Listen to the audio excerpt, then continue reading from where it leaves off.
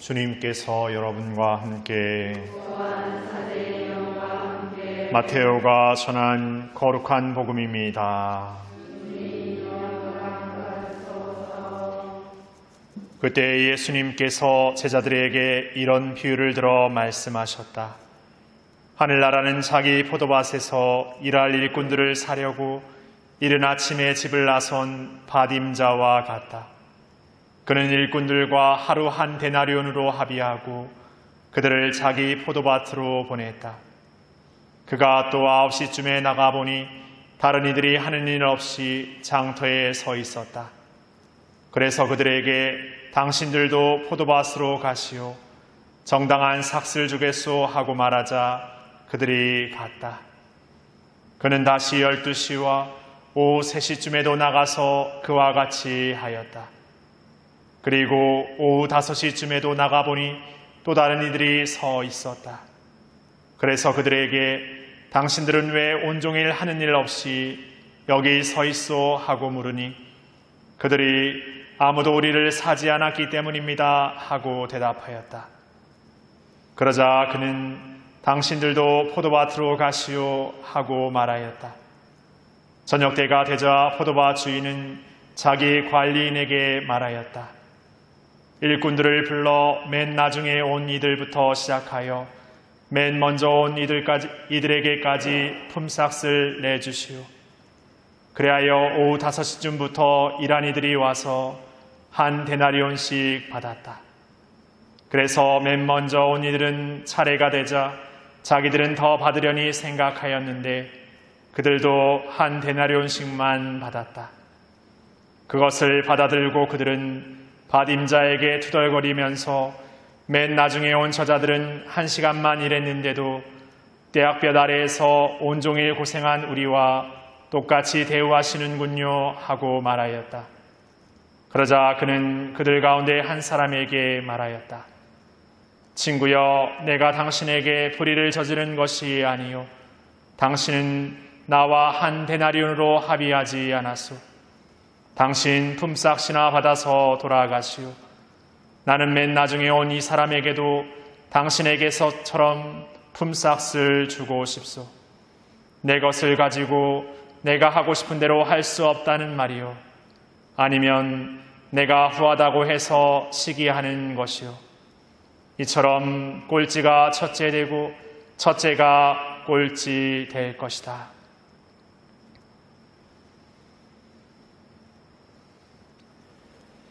주님의 말씀입니다.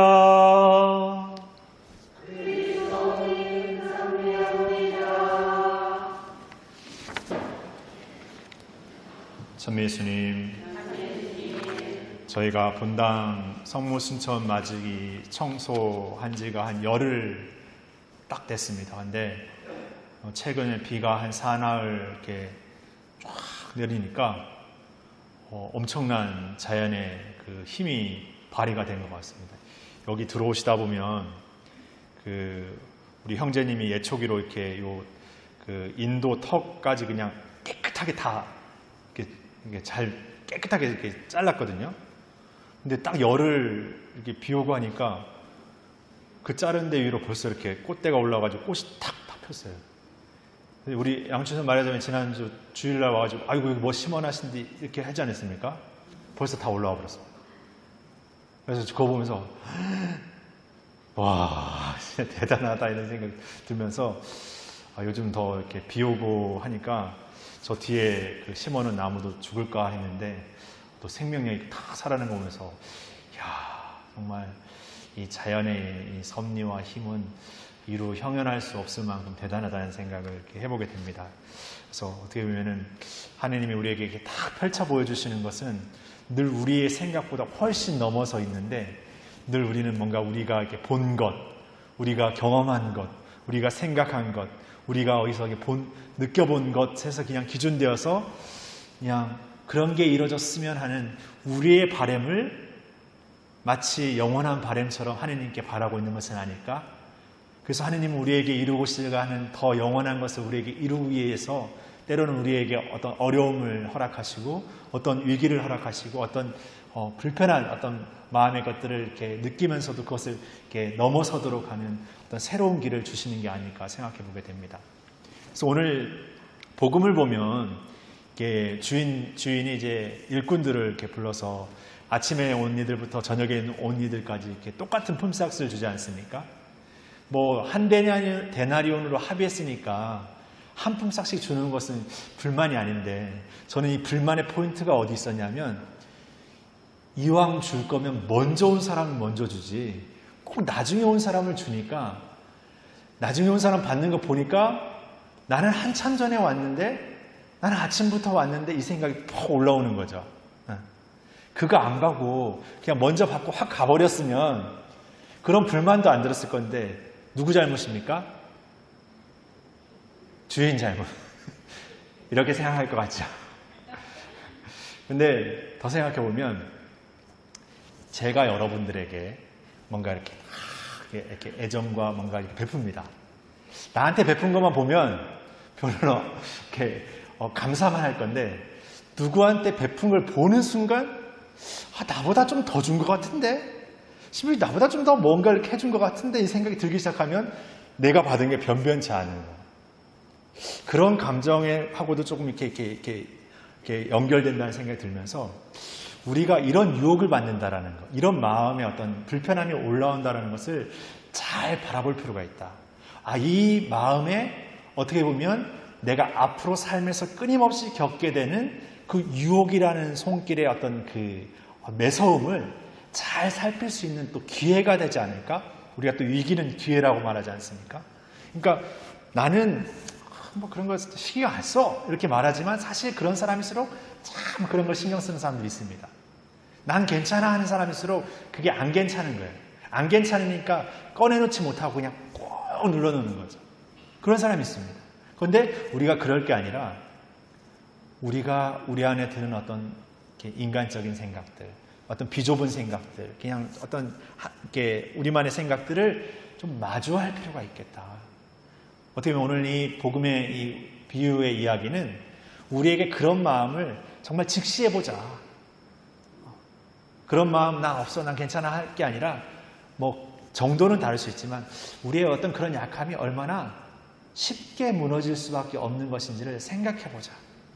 그렇기 때문에 오늘 예수님께서 이런 비유를 통해서 정말 하나님께서 우리에게 베푸시는 자비를 입는다는 것, 그리고 또 우리가 하나님께 무언가를 바란다라는 것이 단지 우리만을 위한 것, 아니면 우리 공동체, 아니면 뭐 어떤 우리라는 것을 위한 것만이 아니라 모두를 위한 것이라는 것. 그리고 또 나는 그 선상에서 나도 모두를 위한 삶을 살고 있다라는 것.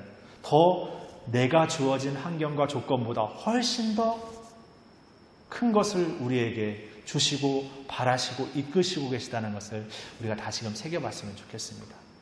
그래서 늘 어떻게 보면은 우리의 주어진 환경과 조건과 내가 살아온 삶의 경험과 이것 안에 갇혀지는 게 너무나 당연하면서도 우리가 이 신앙을 살고 있다면 그 당연한 것만 당연하다 하지 말고 그것을 좀 넘어서서 내 계획으로는 불가능해 보이고 내 생각으로는 안 되는 것이라고 하더라도 내 믿음 안에서 그런 믿음을 통해서 주시는 하나님의 은총을 통해서 그리고 또 그분께서 우리에게 주신 것이 얼마나 크고 감사한지를 더 깊이 새기면서 더 한 번 더 내딛어 보자는 거죠. 더 한 번 더 노력해 보자는 거죠. 다시 한 번 더 또 인내를 발휘해 보자는 거죠. 넘어졌으면 다시 일어서 보자는 거죠. 나 혼자만 일어서는 게 아니라 주님의 손을 잡고 일어서 보자는 거죠. 그런 마음을 우리가 좀 더 갖는 요즘이었으면 좋겠습니다.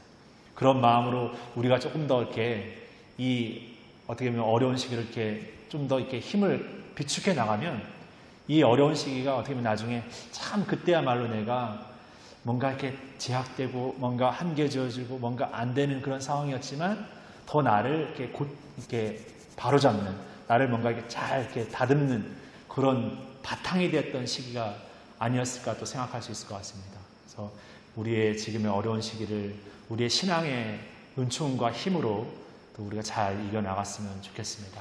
잠시 묵상하시겠습니다.